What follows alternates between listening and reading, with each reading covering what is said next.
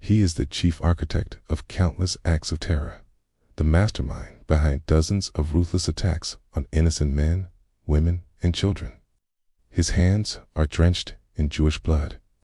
From Israel's perspective, he was not simply an enemy. He was the ultimate arch-terrorist. For them, there was no alternative, no room for compromise. He had to be eliminated. The responsibility for this dangerous mission fell on Israel's most elite Special Operations Force, Sirei Makal. This unit's reputation is nothing short of legendary, almost mythical. Forged through some of the most daring missions in the country's history. But this time, the challenge was even greater. Their target was hiding deep inside hostile territory, roughly 1,500 meters beyond Israel's reach. What lay ahead would be among the most daring and high-stakes operations they had ever undertaken.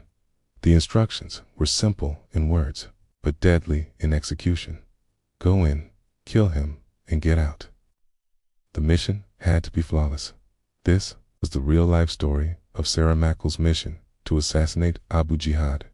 It was in the dead of night when 3 heavily armed terrorists managed to slip across Israel's border. This was no ordinary infiltration. It was a calculated raid carried out by Palestinian operatives. They had armed themselves from a hidden weapons cache belonging to the PLO, sealed in Egypt. Each carried an AK-47 assault rifle.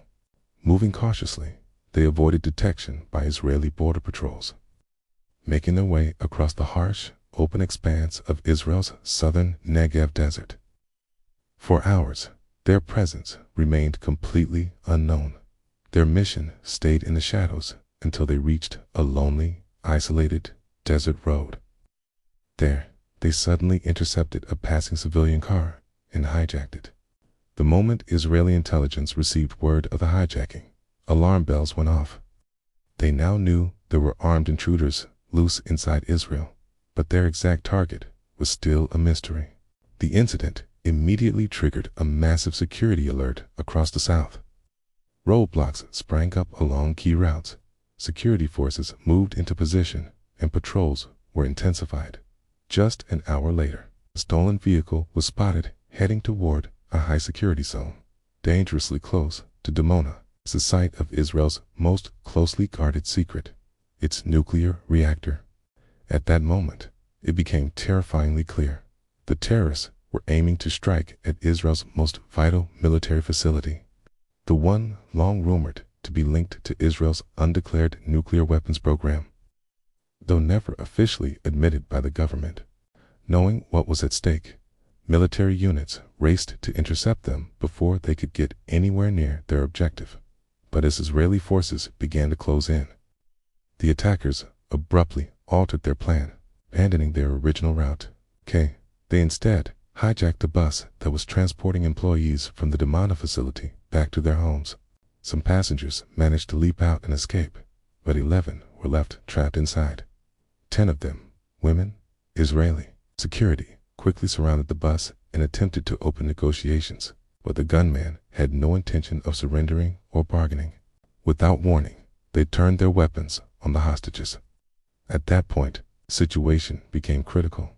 Any hesitation would mean more innocent lives lost. The Israeli forces moved into tactical position, prepared to strike. Then, in a rapid and precisely coordinated assault, they stormed the bus. Within seconds, all 3 terrorists were dead, but the operation had not come without loss. The soldiers were too late to save 3 of the passengers, workers from the Dimona facility, 2 of whom were young mothers. The incident would become known throughout Israel as the Mother's Bus Attack, a name that carried a weight of grief and outrage, even in a nation long accustomed to terrorism. This particular act stood apart for its cruelty, targeting not just innocent civilians, but specifically women and mothers, struck the rawest nerve in the country's collective heart. As families mourned, Israeli intelligence services had already identified the man responsible for orchestrating the massacre. He was known as Abu Jihad, Qaeda in Arabic meaning father of the struggle, Qaeda to the Israelis. That name was synonymous with deadly precision in unrelenting hostility. His real name was Khalil al-Wazir. Abu Jihad was a towering figure within the Palestinian Liberation Organization, second to command only to Yasser Arafat and leader of its military wing. Within the Palestinian cause, he was admired as one of their most brilliant and committed leaders. In charge of military operations for Al-Qaeda, he had overseen, planned, and coordinated dozens upon dozens of attacks against Israel. Many of these operations had resulted in the deaths of civilians, often carried out in ways designed to cause maximum fear and outrage. For Israel, he was an extremely dangerous adversary, so dangerous in fact that for 20 years they had been trying to kill him. There have been multiple failed attempts. The first, a car bomb planted in Damascus, missed its mark. Years later, the Israeli Air Force targeted him in an airstrike on Beirut, but once again, he survived. The Mother's Bus attack was now undeniable proof that Abu Jihad remained active, but his threat extended even further. Israeli leaders were convinced he was also the mastermind behind the most serious internal uprising they had ever faced, the Intifada. For 3 months, Palestinians within Israeli-controlled territories had been in open revolt. Crowds, often led by young people, clashed with Israeli forces daily. Stone throwing had escalated into armed skirmishes. The West Bank was engulfed in unrest. Israel believed that the guiding hand behind this movement was none other than Abu Jihad himself. He even claimed direct responsibility, boasting that he was the one issuing orders to demonstrators and organizing the confrontations in the streets. The Intifada was inflicting massive damage to Israel's international standing. Leaders concluded that they could not allow Abu Jihad to remain alive, and the man who decided to take full control of the mission to eliminate him was Yitzhak Rabin, Israel's Minister of Defense, the figure overseeing the entire intelligence and security apparatus of the nation. Rabin was known for his hardline stance. He was a soldier to his core, a man whose entire vision of peace rested on one unwavering belief: Israel had to remain strong and capable of defending itself at all costs. He also held a deeply rooted conviction that terrorists attacking Israeli citizens must be eliminated without hesitation. Rabin reaches the conclusion that Israel must assassinate Abu Jihad, but almost immediately, a major problem presents itself. Abu Jihad is far from Israeli shores. Israeli intelligence has pinpointed him in Tunis, North Africa, a staggering 1,500 miles from Israel. The city has become the new headquarters for the Palestinian Liberation Organization. It is here, along the African coast, that the PLO leadership operates. In a quiet suburb of the Tunisian capital, Abu Jihad and other prominent Palestinian leaders have taken up residence. He lives with his family in a villa in a peaceful beachside neighborhood of Tunis. The sheer distance from Israel gives Abu Jihad a false sense of security. He believes it would be impossible for Israeli intelligence to reach so far beyond their borders. But he is mistaken. Abu Jihad is already under the constant watch of Israel's elite intelligence service, Mossad. They are tracking his movements, following him closely, and always aware of his whereabouts. Mossad operatives have been conducting surveillance in Tunis, monitoring the area where Abu Jihad and other PLO leaders live. Just 4 days after the deadly bus attack, Rabin issues a direct order to Mossad: find a way to kill Abu Jihad. Initially, the agency is confident they can handle the mission themselves. They assure Defense Minister Rabin they can devise an operational plan to assassinate him in Tunisia within 30 days. They present several possible methods: taking him out with a sniper shot, rigging his car to explode, planting a booby trap along his route from home to office, poisoning him, or even launching rockets at his house. Every option is considered, but Rabin rejects them all. None can guarantee success. With tensions already running high, there is no margin for error. For Rabin, there is only one sure way: kill Abu Jihad at point-blank range. The decision is made. he will be eliminated inside his own home. Yet, this is no simple task. Striking a target in Tunis, 1,500 miles from Israel, is far more complicated than targeting someone just across the border or within a short flight. Eventually, Mossad admits the truth. Even with all their skill, they cannot pull this off alone. Infiltrating Abu Jihad's home undetected is beyond even their capabilities. So Robin turns to one of Israel's most secretive and formidable special operations brigades, renowned for their ability to strike anywhere in the world. When Israel needs a mission completed with precision and finality, they turn to this unit. The natural choice for the mission is the General Staff Reconnaissance Unit, better known in Israel by another name, Sari Mat Kal. In Israel, this unit is legendary, almost mythical. It is the pinnacle of the Israeli military. It's comparable to the British SAS, the U.S. Navy SEALs, or Delta Force. Sari Mat Kal specializes in one thing above all: eliminating high-value targets. These commandos are willing to risk everything for their country. They are masters of survival, expert marksmen, and highly trained in hand-to-hand combat. Their missions go far beyond the scope of standard military operations. Only the most exceptional soldiers are selected.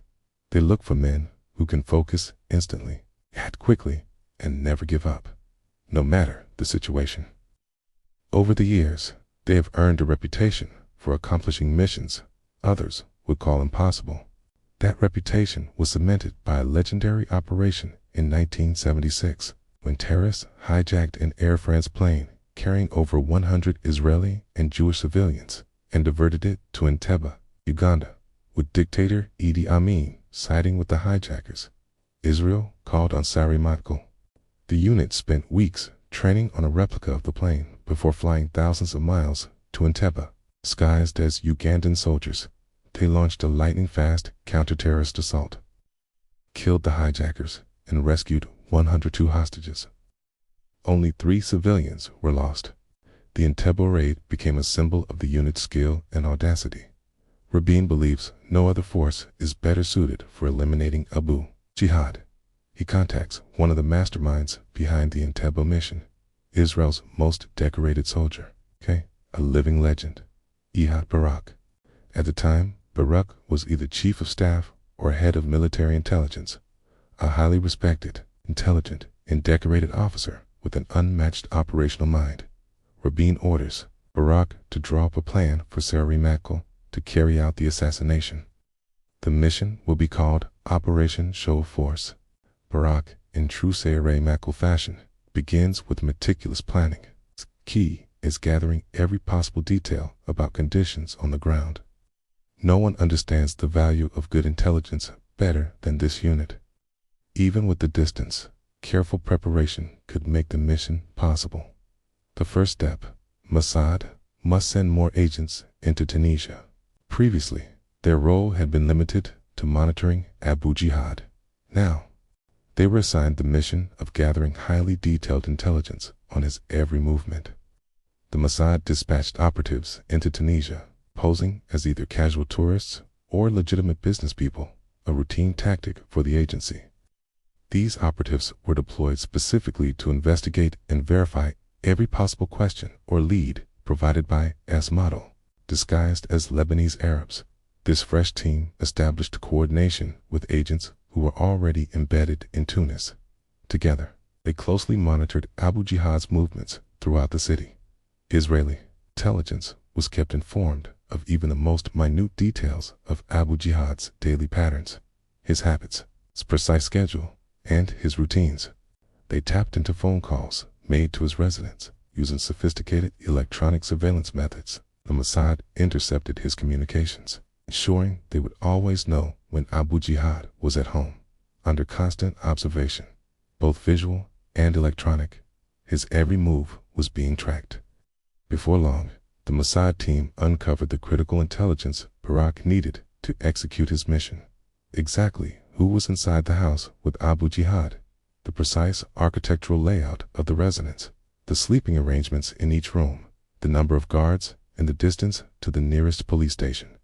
They even learned the height of the surrounding perimeter walls, specific types of windows, doors, and locks, and the spacing between rooms. Every defensive feature of the villa was charted in detail. They pinpointed the exact floor where he stayed, noted the times he went to bed, the times he left, and where his bodyguard would be positioned at any given moment. Armed with this flood of Mossad intelligence, Baruch, back in Israel, began formulating the operational plan. Mossad, too, started shaping the strategy for eliminating Abu Jihad. Baruch's concept was to send a compact team of commandos to storm the villa under the cover of night. However, such a daring move could only succeed if every aspect was meticulously choreographed. In special operations, thorough preparation is the lifeblood of success. Using the Mossad's intelligence, they constructed a highly detailed scale model, an exact replica of the house. Baruch marked the guard positions, potential points of entry, and every notable structural feature. They compiled all the gathered intelligence and began determining the optimal infiltration route to the target. Various assault strategies were debated with the goal of minimizing any chance of mission failure. The soldiers, seasoned and sharp, were encouraged to voice ideas, and if a better approach emerged, the plan was adjusted accordingly. Once the strategy was finalized, commandos laid out a life-size footprint of the villa and began practicing the assault repeatedly. This relentless rehearsal was standard for Israeli intelligence and the Seri Makol commandos. They left nothing to chance. In every secret or special operation, the golden rule was clear. Train rigorously, rehearse every step with absolute precision, and prepare for the unexpected. The next phase was to recreate the mission. Under realistic conditions, Model arranged for a house in Israel, not far from the coastline, to be loaned to them for rehearsals. This house closely resembled Abu Jihad's villa. The team drilled the assault over and over again on home soil before embarking on the actual mission. While the commandos refined their attack maneuvers, Baruch turned to solving another major challenge: transporting the unit 1,500 miles to Tunisia, both safely and in complete secrecy. This would require the coordinated effort of every branch of Israeli power: the Mossad, military intelligence, the Navy, and the Air Force. Baruch mobilized the entire apparatus.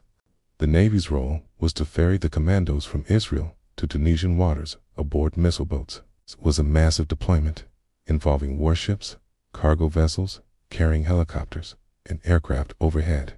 Baruch also ordered the Air Force to be on standby with a full-scale emergency evacuation plan, ready to extract the team if disaster struck. The scale and ambition of this mission were almost without precedent. Thousands of military and intelligence personnel from multiple branches were now involved. With the transport plan in place, Baruch faced another pressing problem. The nearest beach landing site was 2.5 miles from the villa. This created two risks. First, getting the team to the house undetected, and second, extracting them after the assassination without raising alarms. The Tunisian streets posed a dangerous obstacle. Tunisia was an Arab, non-democratic police state far from Israel, and any exposure could be fatal. Baruch devised a clever insertion plan.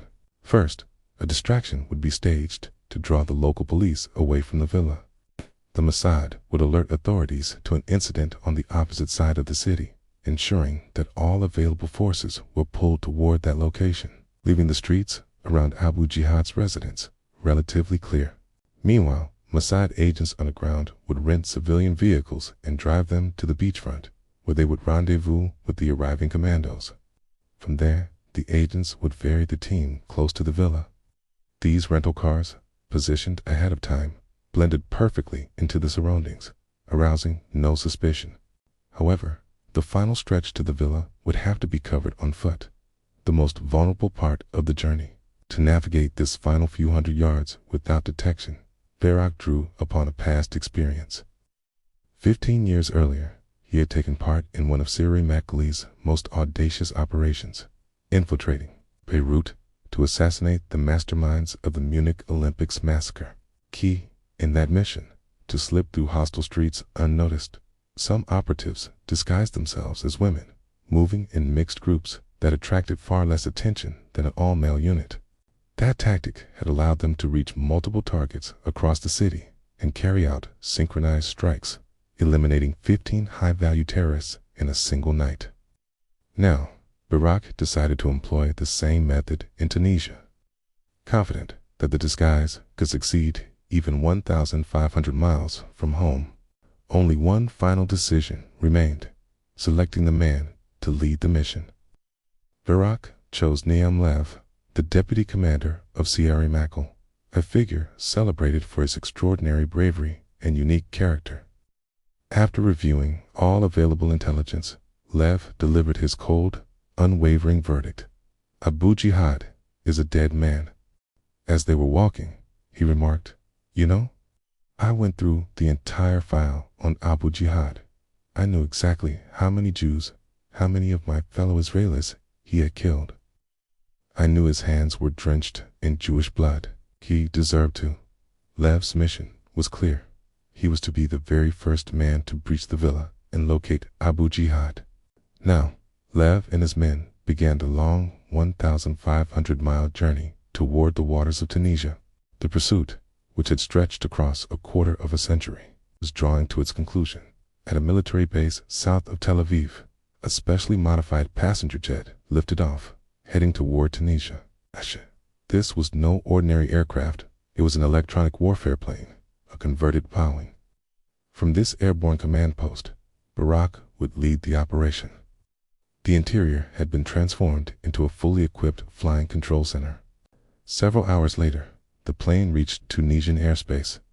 Barak immediately ordered the Mossad ground team to head toward the beach. Onshore, Mossad operatives waited with rented vehicles, positioned right by the shoreline, ready to meet the Safehouse Makal team when they came in.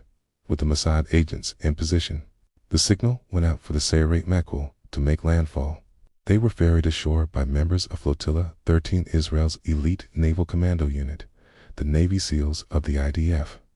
To ensure complete silence, the final few hundred meters were rowed rather than motored. The landing took place in the dead of night. On arrival, the commandos were swiftly met by Mossad personnel. Tunisian security forces were nowhere to be seen. Immediately, the commandos changed into their disguises as tourists. They worked with speed clothes, swapped out for civilian attire. A few even dressed as women to sell the illusion. Now, the full group Mossad agents, Flotilla 13, and Safehouse Makal waited together on the beach for the ultimate go-ahead. As they stood by, waiting for the green light, word came from Barak. There was a complication. Israeli intelligence had intercepted a phone call to Abu Jihad. The call originated from PLO headquarters. Someone there warned him, reportedly based on a tip from a European intelligence agency, that the Israelis might be planning to assassinate a senior PLO leader. Barak's concern was immediate. If Abu Jihad suspected he was the intended target, he might bolt from Tunis. The Israelis feared he would take the warning seriously. Barak demanded an update from the Mossad surveillance team watching the villa. Was Abu Jihad still inside, or had he already slipped away? The agents replied that his Mercedes had been spotted arriving at the villa. However, they could not confirm whether Abu Jihad himself was inside the vehicle. They had seen people entering and exiting the property, but had been too far away to identify their faces, while awaiting confirmation of Abu Jihad's presence. Barak instructed the Mossad beach team to escort Sierra Makal to their staging area near the villa. Moving quickly, the force was launched from the beach toward Abu Jihad's house. At around 1 a.m., 3 vehicles carrying the Israeli commandos entered the neighborhood of Sidi Mossad. One of those vehicles, containing 8 commandos, positioned itself directly in front of the villa. But even now, Barak could not authorize the assault. Despite the team being in position, the final confirmation had not yet been secured. The order to strike would not be given until commanders were absolutely certain that Abu Jihad was inside. The defense minister had been promised that such certainty would be obtained before any attack commenced. From the secret radio transmissions between the units, the coded exchange was heard. "This is Richard. I want to tell you, it's possible there are people still awake in the office." "Okay, Richard, understand." They were speaking in English rather than Hebrew, using code names to prevent comprehension by any unintended listeners. The Israeli commandos sat there in tense silence, Uzi submachine guns and pistols resting between their legs, waiting for the go signal. Without absolute proof that the target was inside, Barak would not move forward.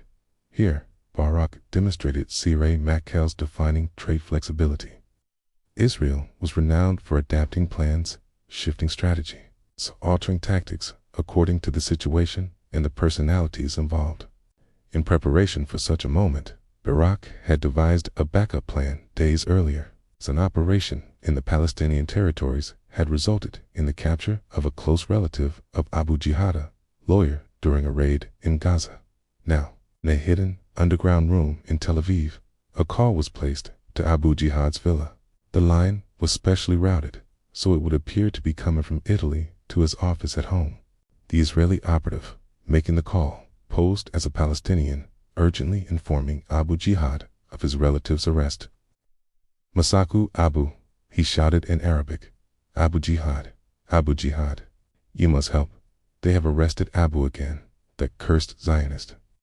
They've arrested Abu and they're torturing him." On the other end came a calm but concerned voice. "Who is this?" "Please calm down, Will. Make sure everything is fine. We'll help Abu. Don't worry." The goal was to keep the person on the line, talking, while 3 expert Arabic linguists listened in. Each had been trained to identify Abu Jihad's voice with complete certainty. The rule was simple. Each would raise his right arm only when he was 100% sure it was him speaking, as the voice continued. The first expert raised his arm. A moment later, the second did the same. Then, after a brief pause, the third arm lifted into the air. The confirmation was unanimous. Abu Jihad was inside the villa at last. Barak could give the command. Bard, this is Richard. You can leave the station. Leave the station. Do it fast. Repeat. Do it fast." Lev, the mission commander, along with another commando disguised as a woman, began their final approach toward the villa. Posing as a couple out for a romantic stroll, they moved through the lively streets, completely unnoticed. Nobody gave them a second glance. Their immediate objective: get close to the villa without raising suspicion and silently neutralize the guard at the front gate. They walked casually, Lev holding what appeared to be an ordinary box of chocolates. In truth, hidden inside the box was a firearm ready for the moment of action. A weapon hidden beneath a box of chocolates. It would not be strapped into a holster, nor casually slung around the neck. Lev and his partner now close in on the villa's entrance, where a guard sits idly in Abu Jihad's sleek black Mercedes. They move toward the driver, who remains stationed in the car. The woman distracts him by asking for directions, unfolding a map with deliberate slowness. She poses a harmless tourist inquiry, leaning in for him to explain. As the guard bends over the map, Lev makes his move. At that same moment, the rest of the commandos spring into action. 8 of them rush the house, moving with trained precision. They slip into the backyard, heading toward the rear entrance. The door makes a faint but noticeable sound as it opens. Enough for Abu Jihad to hear from the upper floor. Lev and his partner focus on the staircase leading to their target, while the other squad members swiftly eliminate the remaining bodyguards. With the guards neutralized, Lev and his partner advance toward the primary objective. One of the Sireh Makkel operatives climbs the stairs, a young officer personally chosen to be the first inside. He hears movement at the top. Is it Abu Jihad himself, or an innocent member of the household? The split-second decision must be made without hesitation. The commando reacts on instinct. Moments later, Other members of the team arrive and open fire on Abu Jihad as well. Around 70 bullets tear into him. His right hand, the one that had gripped a pistol, is nearly severed. In the chaos, Abu Jihad's wife suddenly appears, her voice ringing out in desperation. "Halas, stop, stop, do not. He's already dead." Despite the charged tension, discipline prevails. No harm comes to her. Even under extreme pressure, they will not fire upon a non-combatant, even if it risks their own safety. Lev orders her to face the wall instead. With the target confirmed dead, the team withdraws. They rush back to the waiting vehicles, race to the beach, board the boats, and disappear into the night. The entire operation lasts only minutes. By dawn, Tunisia investigators and a PLO team arrive at the scene. All they find are 3 abandoned rental cars and a scattering of footprints in the sand. As the commandos make their way home to Israel, they know this mission, code-named Show of Force, is a standout success, even by their exacting standards. The man Israel saw as the chief architect of the Intifada was gone. Yet the mission had not been entirely flawless. Despite meticulous intelligence gathering, they had overlooked one thing. During the raid, Abu Jihad's gardener was asleep in the basement. The man, innocent of any involvement, was killed along with the bodyguards. News of the operation reaches Israel before the team has even landed. It is widely reported that Abu Jihad has been killed in his own home. Though Israel never officially admits responsibility, no one seriously doubts it. But there is an unexpected twist. The killing fails to produce the effect Rabin had anticipated. Eliminating a senior Palestinian leader is one thing, but the PLO does not vanish, and the Intifada does not subside. In fact, the violence escalates. The news of Abu Jihad's death sparks the bloodiest day of protests since the uprising began. Then comes an even stranger revelation. Despite his public claims, Abu Jihad had no role in starting the Intifada. He had merely seized the opportunity once it began, falsely claiming credit for events he had not orchestrated. For many in Israel, the reaction is not what Rabin had hoped. While there is pride in the precision of the operation, some question whether it had changed the broader picture at all. However, one career did change dramatically, that of Ehud Barak, the man in command. His already impressive military record grew into legend. In the years following the Tunisian mission, Barak became chief of the general staff. By 1999, the Israeli people's respect for Seret Makol was clear when they elected this former unit leader as prime minister. Although the public knows few specifics about the unit's secret missions, they know one thing with certainty. Seret Makol is a force of men who can be trusted to get the job done.